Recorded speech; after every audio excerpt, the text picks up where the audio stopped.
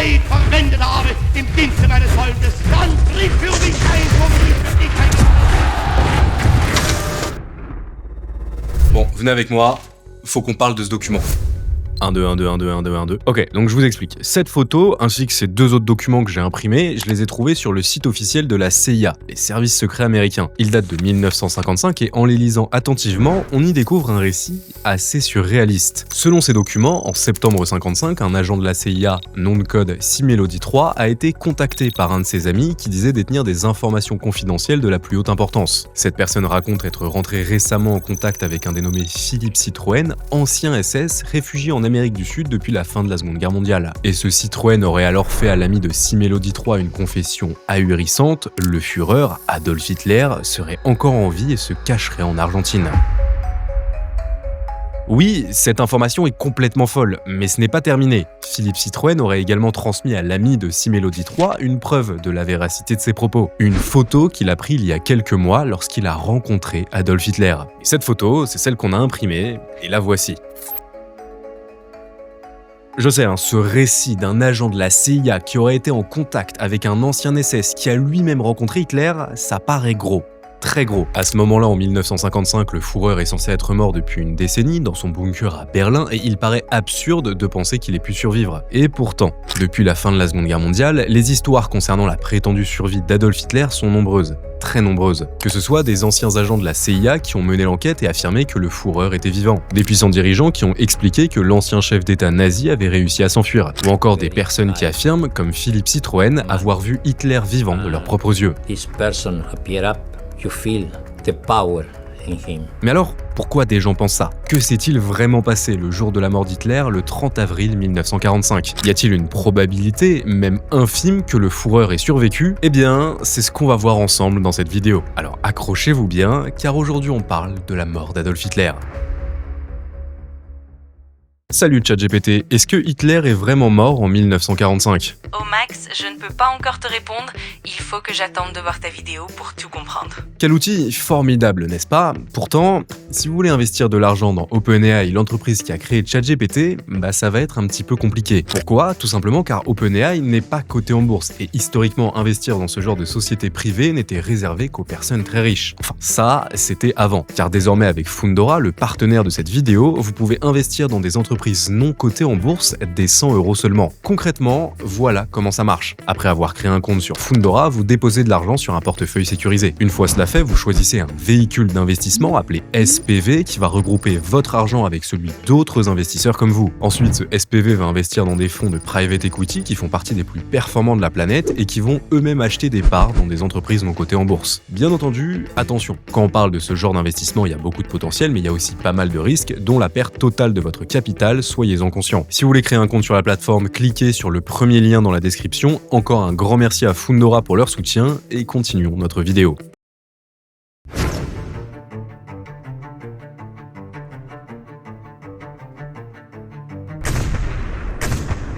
Nous sommes le 30 avril 1945 à Berlin. Depuis plusieurs jours maintenant, l'armée rouge de Staline attaque la capitale allemande et ce n'est plus qu'une question de temps avant que les soviétiques ne s'emparent de la ville. Les nazis sont sous-équipés, en infériorité numérique et la défaite semble inévitable. Terré dans son Führer bunker, Adolf Hitler, chancelier du Reich, ne se fait d'ailleurs pas d'illusions sur l'issue de la guerre. Il y a quelques jours déjà, il a admis pour la première fois à ses proches que le conflit était perdu et qu'il ne lui restait plus qu'une seule chose à faire, se donner la mort. Alors après une cérémonie de mariage express avec sa femme Eva Braun, l'empoisonnement de sa chienne Blondie et la rédaction de son testament, le 30 avril 1945, au milieu de l'après-midi, Hitler décide d'en finir avec la vie. Retiré dans ses appartements privés et en compagnie de son épouse, il se munit de son pistolet 7,65 et se colle une balle dans le crâne. Quelques minutes plus tard, Heinz Linge, valet personnel d'Adolf Hitler, rentre dans la pièce et trouve les corps sans vie du Führer et de son épouse. Conformément aux ordres que lui avait donnés Hitler avant de mourir, son cadavre et celui d'Eva Braun sont alors transportés dans le jardin de la chancellerie pour y être incinérés afin d'éviter que sa dépouille ne soit profanée par les soviétiques. Peu après, c'est l'amiral Karl Donitz, successeur désigné du Führer, qui prend la parole à la radio pour annoncer la nouvelle. Adolf Hitler est mort. Aus dem Führerhauptquartier wird gemeldet, dass unser Führer Adolf Hitler heute Nachmittag in seinem Befehlsstand in der Reichskanzlei bis zum letzten Atemzuge gegen den Bolschewismus kämpfend für Deutschland gefallen ist. Le problème, c'est qu'en réalité, à ce moment-là, hormis cette déclaration de Dönitz, on n'a pas de réelle preuve qu'Adolf Hitler est vraiment décédé. La plupart des pays alliés, notamment les États-Unis, pensent que c'est un coup monté, et qu'en réalité, le Führer est toujours en vie et se cache quelque part. Du côté des soviétiques, c'est à peu près le même son de cloche. Début juin 1945, le maréchal Zhukov déclare par exemple qu'à son avis, la disparition du Führer restait mystérieuse, et que son cadavre n'a pas été retrouvé, ni aucun cadavre susceptible de lui ressembler. Cerise sur le gâteau, à l'été 1945, lors de la conférence de Potsdam, c'est le dirigeant de l'URSS lui-même, un certain Joseph Staline, qui fait part de ses doutes concernant la mort d'Hitler. Selon lui, le chef nazi n'est pas mort et aurait fui dans un autre pays. Mais la question, c'est où ?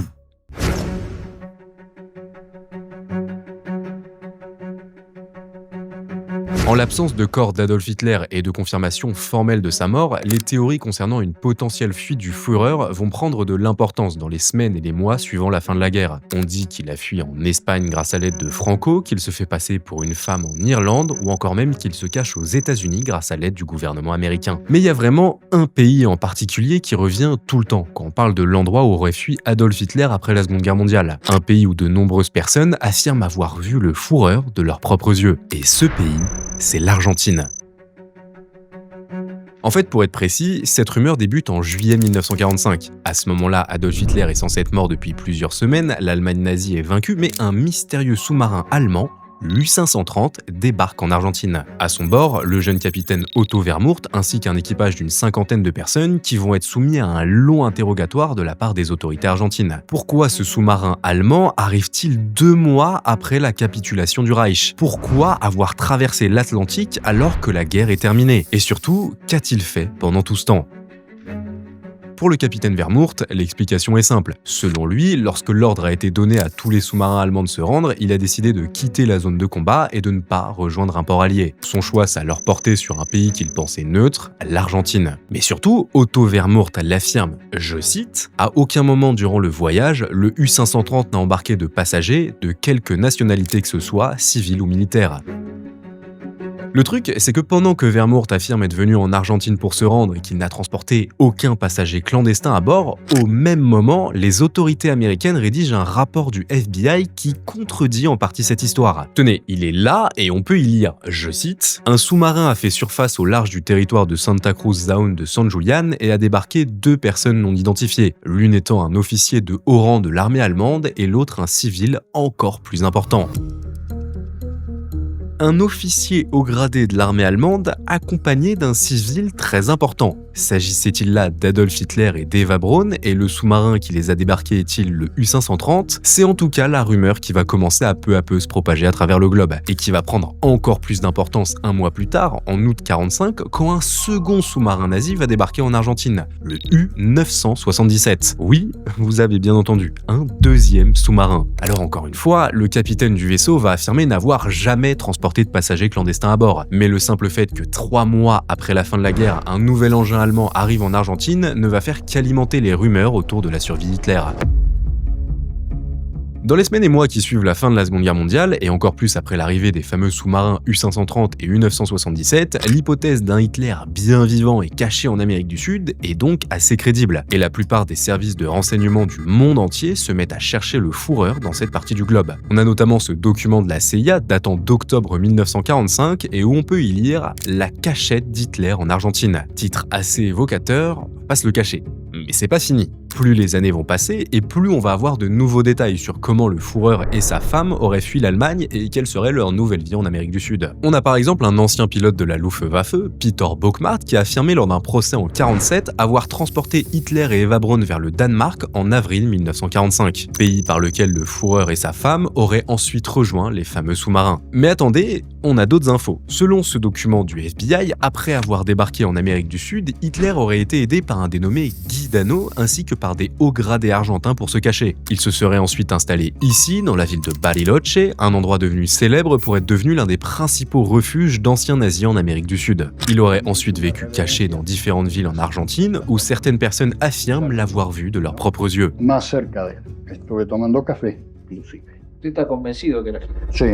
Enfin, on a surtout des supposées photos du Führer en Amérique du Sud, comme évidemment celle-ci prise avec Philippe Citroën en 1954. On en a également d'autres que je vous affiche à l'écran, dont l'authenticité n'a jamais été démontrée. Mais je voudrais que vous attardiez un peu plus sur cette photo précisément, car il s'agirait de la dernière image d'Adolf Hitler vivant. Bon, on est d'accord, on distingue quasiment rien. Mais selon Simone René Guerrero Diaz, auteur du livre Hitler au Brésil, il s'agit bien du Führer sur cette image. Il aurait 95 ans, la photo daterait de 1984 et aurait été prise au Brésil, lieu où Hitler aurait terminé sa vie. Fuite d'Europe en avion puis en sous-marin, refuge en Argentine et enfin mort au Brésil, voilà globalement la théorie qui veut qu'Hitler se soit réfugié en Amérique du Sud. Une théorie très populaire, mais qui ne fait pas l'unanimité chez les personnes pensant que le Führer n'est pas mort en 1945. Car certains d'entre eux expliquent qu'Hitler s'est bien enfui de son bunker, mais pas pour s'installer en Amérique du Sud. Non, il est allé, encore plus au sud, en Antarctique.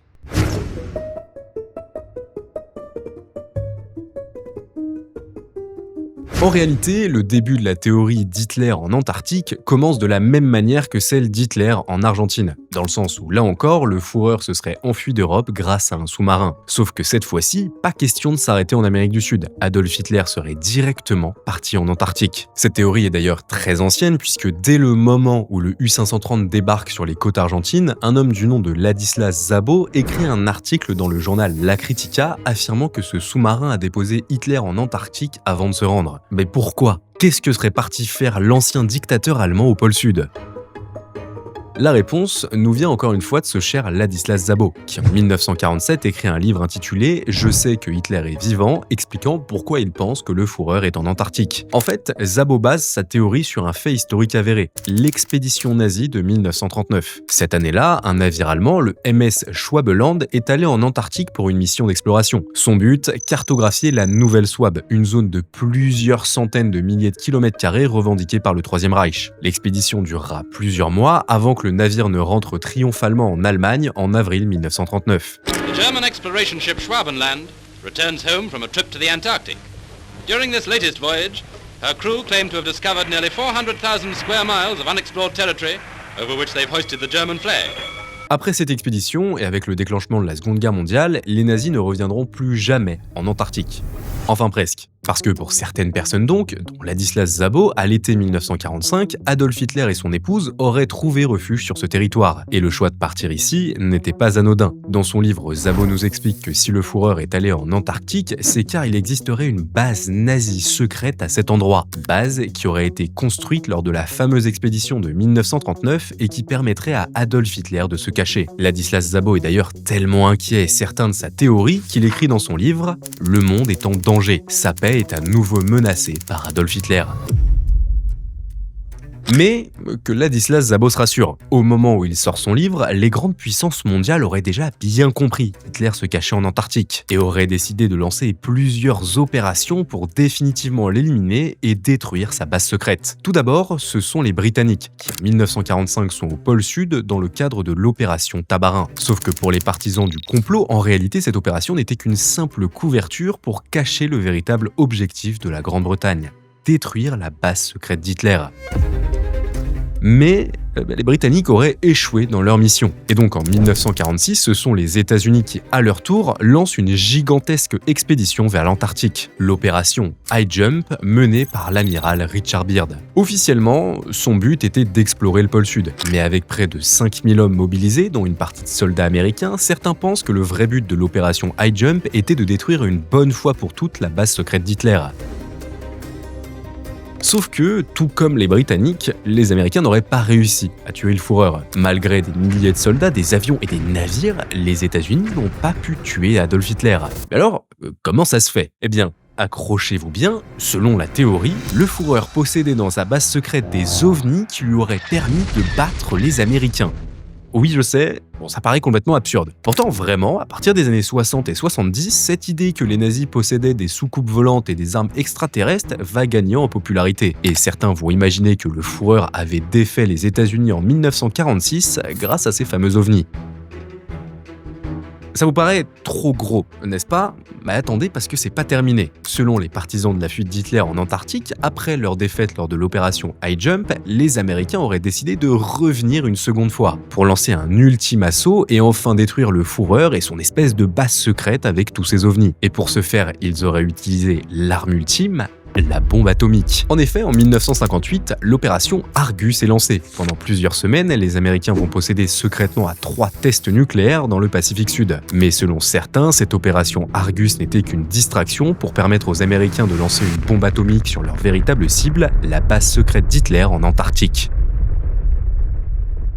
Alors dites-moi, quelle théorie préférez-vous ? Celle du Hitler caché en Argentine mais qui aurait mené une vie paisible avec sa femme avant de mourir au Brésil ? Ou bien celle du Hitler caché dans une base secrète en Antarctique entouré de soucoupes volantes et qui va décéder après un bombardement atomique ? Personnellement, j'ai ma petite favorite, mais la vraie question c'est: est-ce que tout cela est vrai ? Est-ce qu'Adolf Hitler a vraiment pu s'échapper d'Allemagne secrètement pour se réfugier dans un autre endroit ? Eh bien, pour le savoir, retournons à Berlin en 1945.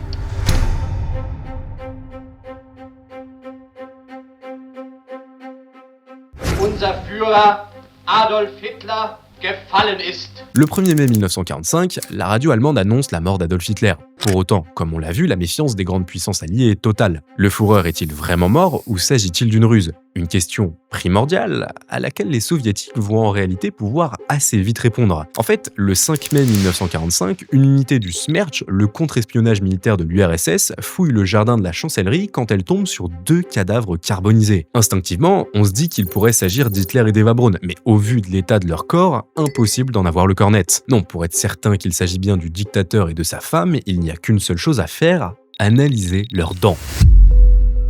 Alors, oui, je sais, ça peut surprendre, mais figurez-vous que la dentition est un excellent moyen pour identifier une personne, surtout si cette dernière avait des plombages, des fausses dents, bref, une dentition très spécifique. Et bonne nouvelle, enfin si je puis dire, c'était le cas d'Adolf Hitler. Le Führer avait une hygiène buccale catastrophique et donc si le Smerch veut savoir si le cadavre retrouvé dans le jardin de la chancellerie est bien le sien, il suffit de faire analyser ses dents. Et c'est ce qui va se passer. Les soviétiques vont retrouver le prothésiste dentaire d'Hitler, Fritz Hetschmann, ainsi que l'assistante de son dentiste, Kate Hussermann, et les deux sont formels, il s'agit bien des dents du Führer.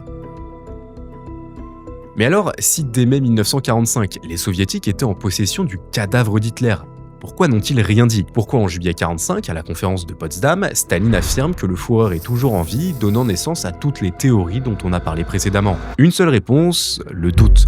En ne révélant pas aux Occidentaux que Hitler est vraiment mort et en insinuant même qu'il puisse se cacher chez les Alliés, Staline veut brouiller les pistes et créer la discorde. Il sait que l'alliance de circonstances de la Seconde Guerre mondiale va finir par prendre fin et que le prochain grand affrontement qui aura lieu sera entre l'Est et l'Ouest. Alors pourquoi révéler à ses futurs ennemis la vérité sur la mort du Führer quand on peut les manipuler et semer la confusion ?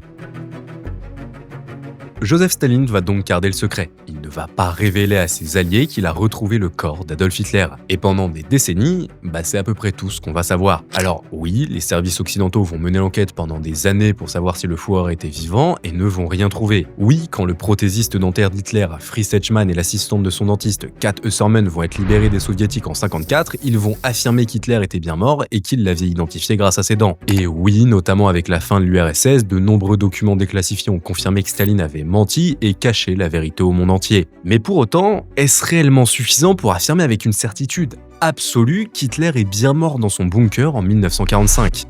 Eh bien, pas totalement. On aura toujours un doute sur la version racontée par les soviétiques. Non, pour être sûr que le Smerch a vraiment retrouvé le corps du Führer en 1945, il faudrait qu'un expert indépendant puisse analyser les dents retrouvées dans le jardin de la chancellerie et les authentifie. Autant vous dire que c'est plutôt compliqué. Sauf que, en 2016, un journaliste français du nom de Jean-Christophe Brizard décide justement de mener l'enquête sur la mort d'Hitler. Il est comme nous et veut savoir ce qui est arrivé au Führer et si les soviétiques ont vraiment retrouvé son corps en 1945. Alors, après des mois d'enquête et de démarches, Brizard arrive finalement à obtenir l'aval des autorités russes pour venir examiner les restes du Führer. Pour cela, le journaliste fait appel à un célèbre médecin légiste, Philippe Charnier, qui en 2017 se rend à Moscou pour enfin trouver la réponse à une énigme vieille de 70 ans. Et son verdict est sans appel, les dents conservées par les Russes sont bien celles du Führer. On l'identifie d'abord par ses prothèses dentaires qui sont extrêmement spécifiques, qui ont vraiment des formes complètement abracadabrantesques.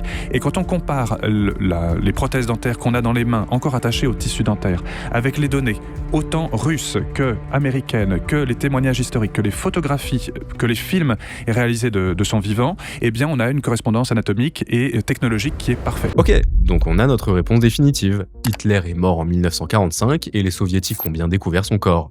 Point final. Pourtant, malgré ce verdict, beaucoup pensent, encore aujourd'hui, que le Führer a réussi à s'échapper de Berlin pour trouver refuge dans un autre territoire, en Argentine ou ailleurs. Et en réalité, c'est assez logique. Il a fallu attendre plus d'un demi-siècle pour avoir la confirmation finale qu'Hitler était bien mort en 1945. Rendez-vous compte. Entre-temps, logiquement, de nombreuses théories, certaines farfelues mais d'autres assez crédibles, ont eu le temps de se répandre et de convaincre de nombreuses personnes. Et puis également le fait que les derniers restes du Führer soient seulement quelques dents, je veux dire, c'est pas comme Mussolini et sa femme qui ont été lynchés et pendus sur la place publique en Italie. Non, là tout ce qu'on a, c'est quelques dents. Pour le plus grand criminel du XXe siècle, c'est peu, trop peu pour faire taire les théories autour de sa mort. Finalement, on en revient donc à notre document du début de cette vidéo, ce dossier déclassifié de la CIA avec la photo du dénommé Philippe Citroën en compagnie d'Hitler en 1954. Alors selon toute vraisemblance et analyse, cette image serait fausse. Et d'ailleurs, en réfléchissant juste un petit peu, pensez que Hitler, qui à ce moment-là était encore recherché par les services du monde entier, ait accepté de se faire prendre en photo à côté d'un SS, le tout avec sa moustache si caractéristique, ça paraît très bizarre. Même sur le dossier de la CIA, on peut clairement lire « Cette agence n'est pas en mesure de fournir une analyse pertinente de ces informations qui sont transmises à titre informatif ». Sur un autre document, publié quelques jours plus tard, il est même écrit « Nous suggérons donc que cette affaire soit classée sans suite ».